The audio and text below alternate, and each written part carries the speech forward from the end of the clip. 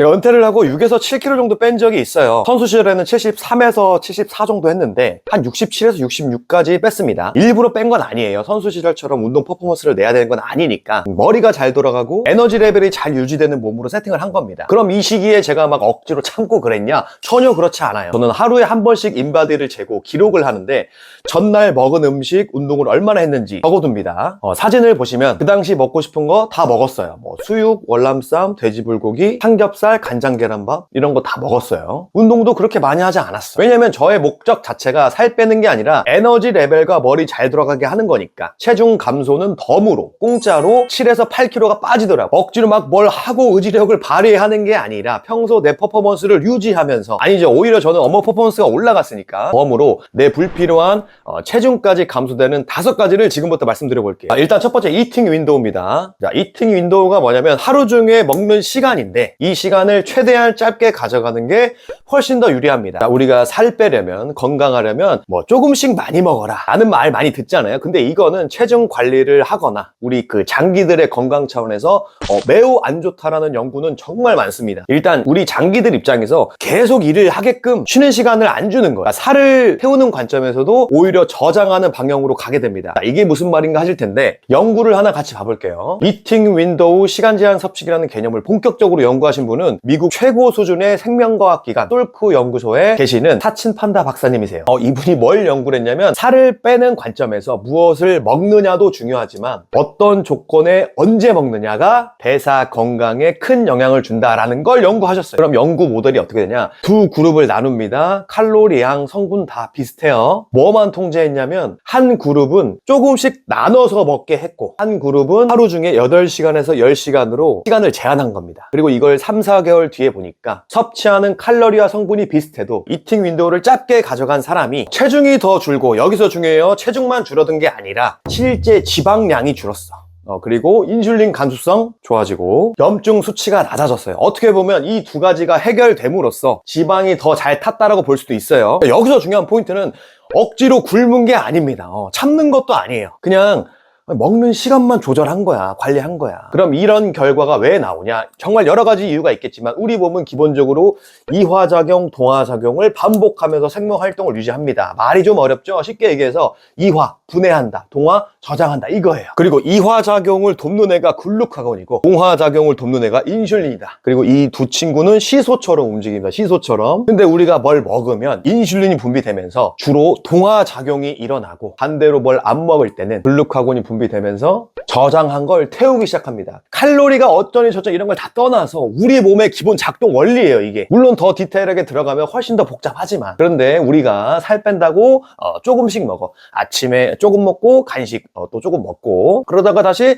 점심 조금 먹어요. 왜? 살 빼야 되니까. 그리고 좀 있다가 이제 저녁 찔끔 먹고 배고프니까 이제 자기 전에 후식 이렇게 먹고 다 넣어서 먹는다고. 그럼 음식이 하루 종일 들어오니까 하루 종일 인슐린 분비가 되겠죠. 그러니까 우리 몸이 어떻게 돼요? 하루 종일 저장만 하고 있는 거예요. 인슐린은 저장을 좋아하니 물론 완전히 저장만 하진 않겠지. 태우기도 하겠죠. 근데 환경 자체가 태우는 것보다 이 저장하는 환경에 훨씬 더 유리해져요. 우리가 포도당이나 지방산을 태워서 에너지를 만들고 그 쓰는 총량을 에너지 대사량이라고 하는데 하루 종일 내 몸에 인슐린이 분비되어 있어. 그럼 당연히 에너지를 만드는 능력이 점점 줄어들겠죠. 그래서 조금씩 내가 자주 먹는다? 이거는 우리가 우려하는 살 뺄 때 가장 힘들게 하는 절약형 대사로 가는 지름길이다. 물론 이거 말고 더 많아요. 다른 개념도 많아. 하지만 조금씩 적게 먹을 때 지방 연소 관점에서는 이렇다. 그러니까 반대로 하루 중에 먹는 시간을 줄이면 어떻게 되냐? 음식이 안 들어오니까 당연히 인슐린 분비 덜 하게 되면서 자연스럽게 글루카곤 분비 되고 지방 스위치가 켜집니다. 이게 우리가 원하는 이화작용이 일어나는 기본적인 원리예요. 그리고 동시에 뭘 할 수 있냐? 우리 위와 장, 소화기관들이 음식이 안 들어오니까 휴식을 취합니다. 자, 여기서 중요한 포인트는 우리 몸의 소화기관이 활동할 때는 우리 자율신경계 중에 부교감신경 중심으로 활성화가 돼야 이 친구들이 잘 활동을 하거든요. 자, 이게 무슨 말이냐면 우리가 막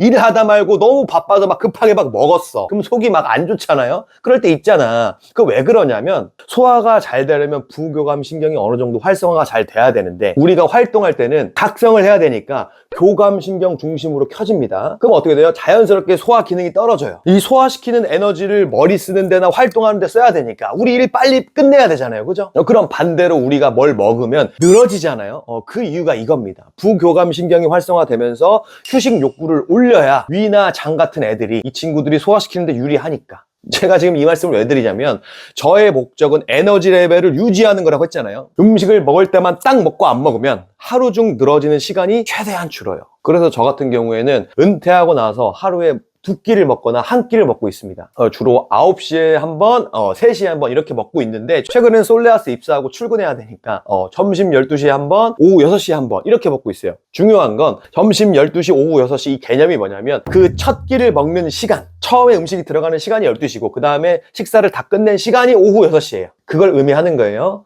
그럼 근육량이 너무 빠지는 거 아니야? 2끼만 먹으면 하실 수 있는데 자 모르겠습니다. 저는 이제 운동선수가 아니잖아요. 그래서 무엇보다 건강하고 활기 넘치는 게 더 중요하다고 생각을 하는데 저는 지금 70에서 72kg, 근육량 36, 38, 체지방 10에서 12 정도를 유지하고 있습니다. 66에서 67에서 다시 회복한 이유는 정말 여러 가지가 있지만 일단 아내가 선수 때 그 피지컬이 더 좋다고 하더라고요. 자기는 멸치는 싫대요.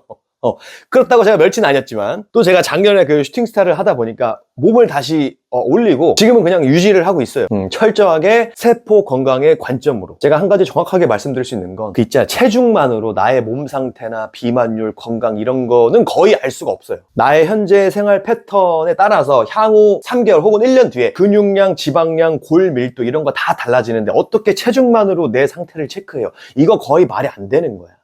예를 들어서 내가 72에서 74까지 쪘어. 근데 지방은 그대로야. 근육량이 늘고 골밀도가 올라갔어요. 그럼 이건 더 건강해진 거야. 근데 체중만 재면 어때요? 살찐 것처럼 보이지. 그래서 저뿐만 아니라 저의 아내에게 항상 이 말을 하거든요. 중요한 건 체성분의 균형이다. 이걸 계속 옆에서 이야기하니까 아내도 이제는 어느 정도 좀 받아들이고 절대적인 체중에 매몰되지 않아요. 근육량, 체지방량, 본인 컨디션을 중심으로 더 관리를 합니다. 자, 저희 아내에게 허락을 받고 저희 아내 인바디 공개를 하자면 제가 최근에 한 3, 4개월 옆에서 좀 잡아줬거든요.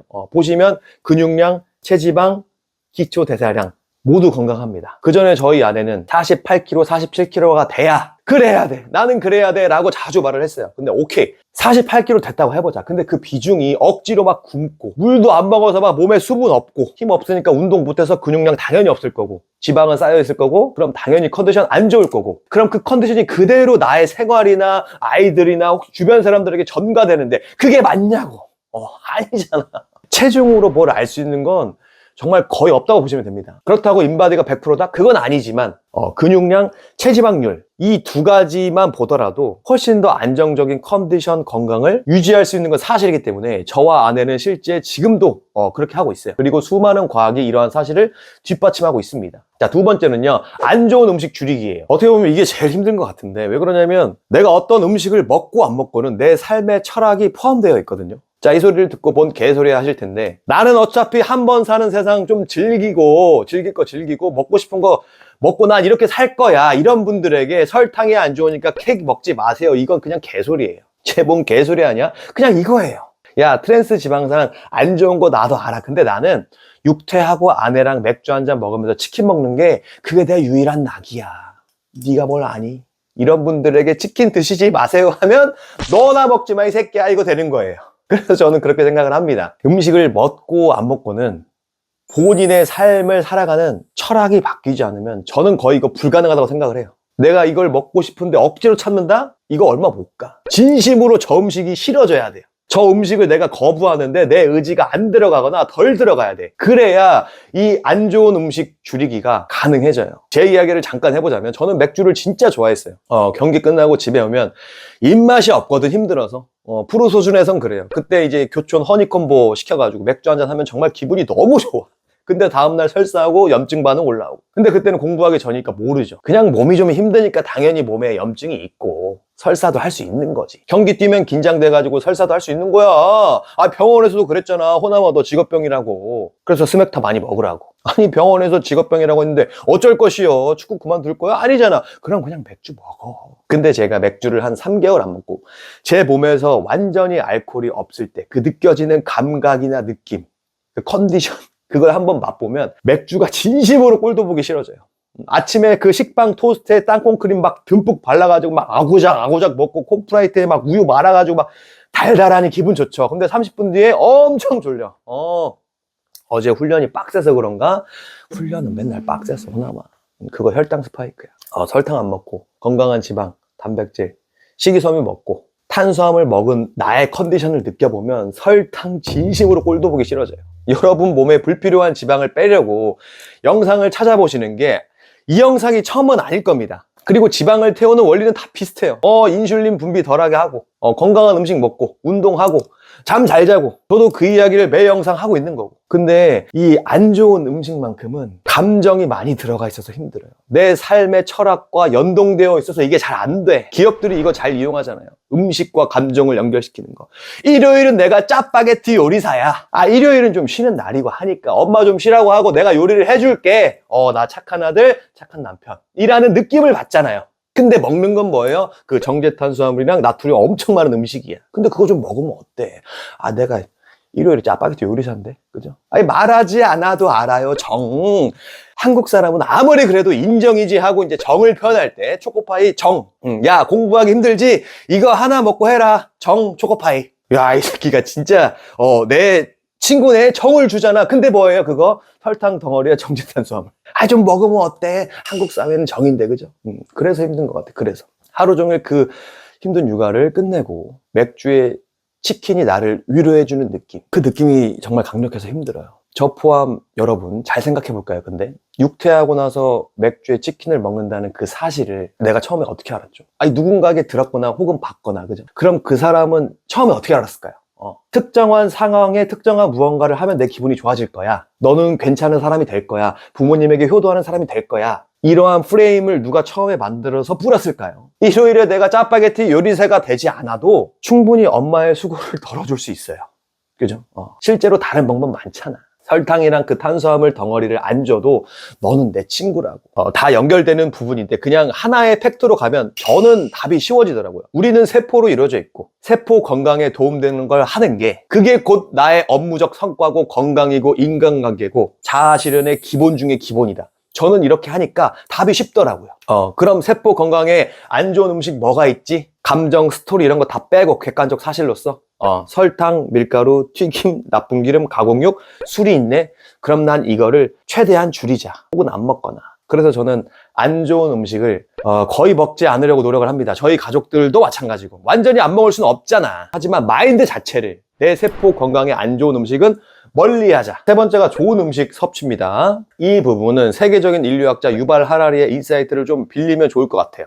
저 포함 우리는 600만 년에 걸쳐서 진화를 했습니다. 아시겠지만 우리가 처음에 사족보행을 했어요. 그리고 소화시키는 장기들이 지금보다 훨씬 더 컸습니다.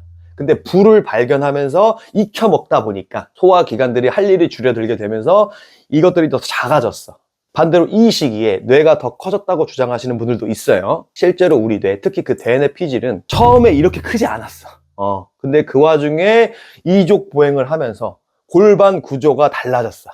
좁아진 거예요. 당연하죠. 사족보행 하다가 했으니까. 그래서 아기를 낳을 때 그 출산 통로가 제한되는데 그 와중에 사람의 뇌는 커지면서 엄마나 애가 출산해서 죽게 돼요. 그래서 그거보다 더 빨리 미성숙한 상태로 태어나도록 진화됐다는 주장이 있습니다. 제가 이 말씀을 왜 드리냐면 우리 뇌와 신체는 3만 전 원신과 크게 다르지 않아요. 총균세의 저자 제레드 다이아몬드는 수만 년 전 인류도 지능 있는 학습 능력 면에서 현대인과 본질적으로 큰 차이가 없다라고 말씀을 하셨어요. 근데 보세요. 우리는 지금 서기 2026년에 살고 있습니다. 근데 이게 무슨 기준이에요? 맞아요. 예수 그리스도가 태어나서가 서기예요. 그럼 부처도 있잖아요. 고타마 시타르타. 네, 있어요. 그래서 불기라고 합니다. 야, 우리나라는 그래도 단군 할아버지잖아. 그것도 있어요. 그것을 단기라 그래요. 그래서 지금 우리가 살고 있는 이 순간을 서기 2026년, 불기 2569년, 단기 4359년이라고 부릅니다. 제가 이 말씀을 왜 드리냐면 뭐 서기든 불기든 단기든 고작 해봐야 이거 5000년도 안 돼요. 근데 우리 진화는 600만 년이에요. 진화 과정은 9999년 다음에 1만 년이라고. 근데 그게 600개가 있어야 우리 인류 진화의 총 시간이에요. 근데 우리가 현재 먹고 있는 대부분의 그 변형된 음식, 생활 패턴, 업무 방식 이런 거 다 근대에 들어와서 시작됐어요. 고작해야 역사가 200년도 안 됐어. 우리가 가공육이 언제부터 대중적으로 유통이 됐을까요?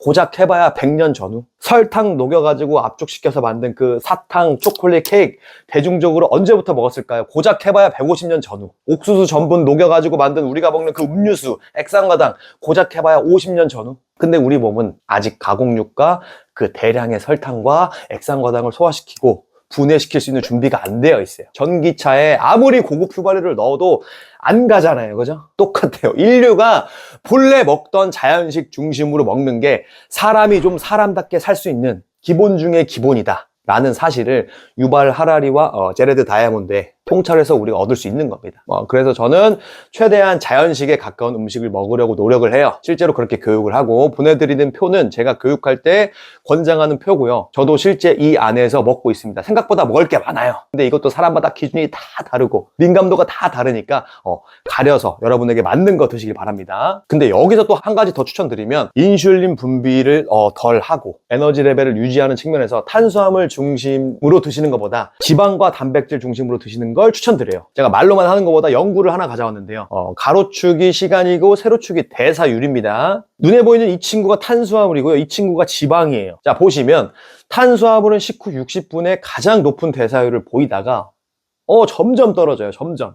반면에 지방은 완만하게 올라가서 식후 3시간 뒤에 최고 대사율을 유지하고 또 완만하게 떨어집니다. 저는 개인적으로 하루에 몇 시간을 일하는 것보다 내가 똑똑한 시간에 몇 시간을 일했냐 이게 더 중요하다고 생각을 하거든요. 그 지긋하면서도 에너지감이 느껴지는 차원에서는 지방 중심의 식단이 더 유용할 겁니다. 운동선수는 좀 다르겠죠. 근데 처음에는 이게 좀 힘들 수 있어요. 기존에 글루코스, 포도당 중심으로 에너지를 쓰다가 갑자기 포도당이 안 들어오면 힘들 거거든요. 당이 막 떨어지고 막 그 에너지감이 없는 느낌. 이때는 꼭 물 챙겨 드시고 우리 몸에 특히 수분이 없으면 그 시상하부가 배고프다고 착각을 할 수도 있거든요. 우리에게 배고픔을 일으키는. 그리고 미네랄이 부족하면 또 거짓 배고픔이 일어날 수 있어서 이때는 그 히말라야 핑크솔트 같은 거 입에 넣어서 녹여서 드시면 되는데 평소에 배달 음식 드시거나 나가서 사 먹거나 음식에 그 조미료, 설탕, 그 정제소금을 많이 드시면 맛소금 같은 거 절대 드시지 마세요. 오히려 안 좋습니다. 천연 미네랄 소금은 충분한 공복 그리고 클린한 식단 이게 돼야 효능이 있어요. 효과가 있어요. 아니면 독이에요. 자, 네 번째는 운동인데요. 운동은 크게 이제 유산소, 근력 운동 이렇게 나눠지는데 둘 다 균형 있게 하면 좋아요. 하지만 내가 시간이 없고 목적이 에너지 수요를 올리고 지방을 분해하는 관점이라고 한다면 유산소가 훨씬 더 유리합니다. 왜냐면 우리에게 에너지를 만드는 애는 우리 몸에 있는 미토콘드리아예요. 특히 존투 트레이닝은 미토콘드리아의 기능과 숫자를 올려준다라고 하버드 의과대학 데이비 싱클리어 교수님은 말씀하십니다. 그리고 실제로 그 유산소 능력이 제일 좋아야 되는 그 사이클 선수들도 이 존투 트레이닝과 하이 인터벌을 병행하면서 많은 성과로 증명을 하고 있어요. 대표적인 지도자로는 이니고 산밀란 박사님이 계세요. 그럼 근력 운동은 필요 없냐? 있죠. 왜냐면 근육세포가 많으면 에너지 수요 측면에서 도움이 되니까. 그래서 내가 만약에 시간이 없다 그러면 되도록 큰 근육 위주로 하세요. 저 같은 경우에는 스쿼트, 턱걸이, 익스텐션 그래도 시간이 없다 그럼 익스텐션 빼고 시간이 더 없어 그럼 턱걸이 빼고 하나만 해야 돼 그럼 스쿼트 제일 크니까 근육이 나 헬스장 갈 시간도 없어 그러면 맨몸 스쿼트 내가 아무리 운동을 해야지 다짐을 해도 세상은 철저하게 저와 여러분의 계획을 무너뜨리려고 할 거예요. 우리는 그 세상의 계획을 무너뜨려야 돼. 여기서 말하는 세상은 여러 가지가 있겠죠. 뭐 일도 있을 거고 육아도 있을 거고 인간관계 이런 거 다 있을 거예요. 이것들과 싸우라는 말이 아니라 이걸 소화하면서 할 수 있는 거. 아예 안 되면 맨몸 스쿼트 해야지. 맨몸 스쿼트라도 해야지. 그죠? 유산소 못하면 집에 올라갈 때 계단으로 가면 되죠. 어떻게 먹고 살아야 되는데. 자, 마지막은 수면인데요. 결론부터 말씀드리면 수면은 이 앞에 4가지를 포함한 것보다 이게 제일 센 겁니다. 이거 인슐린 저항성, 세포 건강, 미토콘드리아 기능, 염증 다 이거 다 도움돼요. 이거 수면. 브레인 에너지의 저자 크리스토퍼 파머 박사님도 똑같이 말씀하시고 매슈 워커도 똑같이 말해요. 자, 우리가 이 수면만큼은 우리가 멀리 과학까지 안 가도 잠 못 자면 퍼포먼스 안 나고 예민해지고 자주 아픈 거 우리 다 알잖아요. 그죠? 그럼 퍼포먼스가 왜 떨어져요? 세포들이 일단 신호를 잘 못 주고받아요. 그리고 그 세포 자체도 기능이 떨어지고 그럼 왜 감정 조절이 안 돼요? 잠을 못 자면 일단 기본적으로 우리 몸의 그 비상벨 편도체가 60% 이상 활성화됩니다. 그러니까 감정 조절이 안 되는 거예요. 그래서 7시간, 8시간 자야 된다는 걸 우리 다 알아. 근데 이게 어려운 사회가 돼버렸어. 일단 인식 자체가 잠 많이 자면 게으른 사람, 노력이 부족한 사람 돼버려. 우리는 일단 남들에게 그렇게 보여지는 게 싫거든. 그리고 빛을 차단하기가 너무 힘들어졌어요. 수면에 도움되는 멜라토닌은 주로 우리 뇌 송가선에서 분비가 되는데, 이 송가선은 블루라이트를 보고 낮인지 밤인지 판단을 하고 멜라토닌을 분비를 해요. 근데 현대 사회는 송가선 입장에서 하루 종일 빛이야. 핸드폰, TV, 가로등, 형광등 다 블루라이트니까. 그러니까 그에 따른 결과로 과교감신경계 활성화라는 상태가 되면서 당연히 숙면에 방해가 되겠죠. 근데 이 앞에 네 가지를 하면 어느 정도는 숙면에 도움이 됩니다.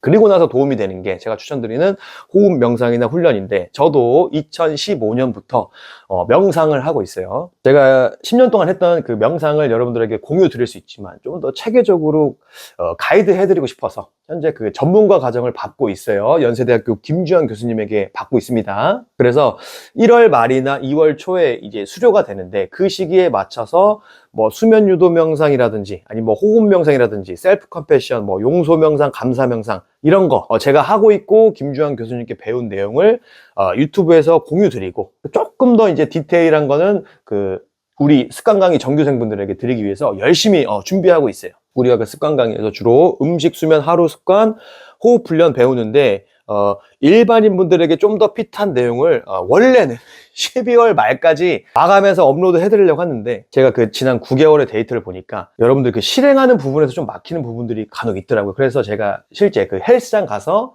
실행하는 영상 추가하다 보니까 시간이 좀 더 길어지고 있어요. 아마도 한 1월 말에는 일반인 분들에게 좀 더 핏한 그 음식, 단식, 운동 강의가 추가 업로드 될 예정입니다. 지금 배우시는 내용 꾸준히 하시고 계시다가 추가되는 내용 적용해 보시면 효과가 훨씬 더 좋을 거예요. 에너지감이 유지되면서 총명해지고 동시에 체성분의 균형이 잘 맞춰지는 올바른 몸, 참바디를 더욱더 느끼실 수 있을 겁니다. 그게 아니더라도 오늘 말씀드린 이 5가지만 하셔도 나의 하루 중에 똑똑한 시간, 내가 머리가 잘 돌아가는 시간이 유지가 되면서 덤으로 살까지 빠질 것이다. 마지막으로 제가 말씀드리고 싶은 건 뭐냐면, 이 5가지보다 더 먼저 하셨으면 하는 건 여러분의 삶의 기준이 건강, 세포 건강이 되셨으면 좋겠습니다. 우리는 다 각자 역할이 있어요. 사회적 역할, 그죠? 가족으로서의 역할.